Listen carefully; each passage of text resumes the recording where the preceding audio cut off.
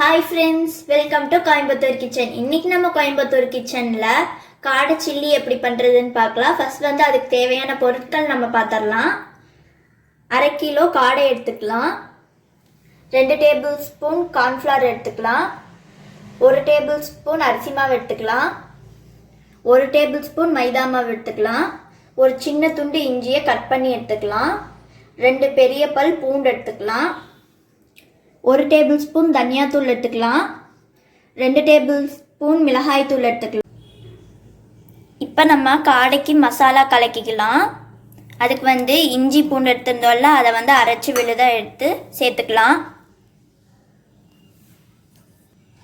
இப்போ நம்ம மைதா மாவு சேர்த்துக்கலாம், அரிசி மாவு சேர்த்துக்கலாம், கார்ன்ஃப்ளவர் சேர்த்துக்கலாம், மிளகாய் தூள் சேர்த்துக்கலாம், தனியாத்தூள் சேர்த்துக்கலாம், தேவையான அளவுக்கு உப்பு சேர்த்துக்கலாம். இப்போ நம்ம இதை நல்லா கோட் பண்ணிக்கலாம். எல்லா மசாலாவும் காடையில் நல்லா ஒட்டுற மாதிரி நல்லா கோட் பண்ணி எடுத்துக்கலாம். இப்போ வந்து நம்ம காடைக்கு நல்லா மசாலா கோட் பண்ணியாச்சு.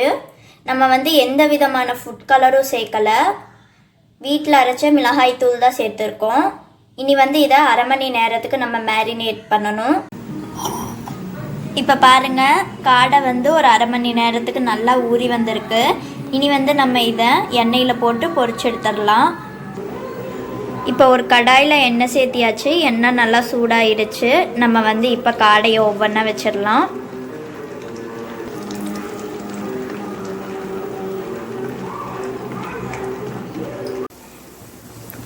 இப்போ வந்து நம்ம திருப்பி போட்டாச்சு. ஒரு சைடு வந்து நல்லா குக் ஆகிருக்கு, இன்னொரு சைடு வந்து இன்னும் நல்லா குக் ஆகணும். பாருங்கள், இப்போ நம்ம இன்னொரு சைடு திருப்பி போட்டுடலாம். பாருங்கள் எவ்வளோ நல்லா குக் ஆகி வந்திருக்குன்னு. இப்போ நம்ம ஒவ்வொன்றா திருப்பி போட்டுக்கலாம். பாருங்கள், இப்போ பாருங்கள் நம்ம எல்லா காடையும் போட்டாச்சு. நல்லா பொரிஞ்சு வந்துட்டுருக்கு. ஹை ஃப்ளேமில் வச்சிடக்கூடாது. ஹை ஃப்ளேமில் வச்சுட்டா மேலே வந்து சீக்கிரமாக கலர் வந்துடும், ஆனால் வந்து உள்ளே வேகாது. அதனால் ஸ்லோ ஃப்ளேமில் வச்சுக்கலாம். இப்போ பாருங்கள், நம்மளோட காடை 2 பக்கமும் நல்லா ஃப்ரை ஆகி நல்லா வெந்து வந்திருக்கு. இப்போ நம்ம வந்து ஸ்டவ் ஆஃப் பண்ணிக்கலாம். இப்போ பாருங்கள், நம்மளோட அருமையான காடை ஃப்ரை ரெடி ஆயிடுச்சு.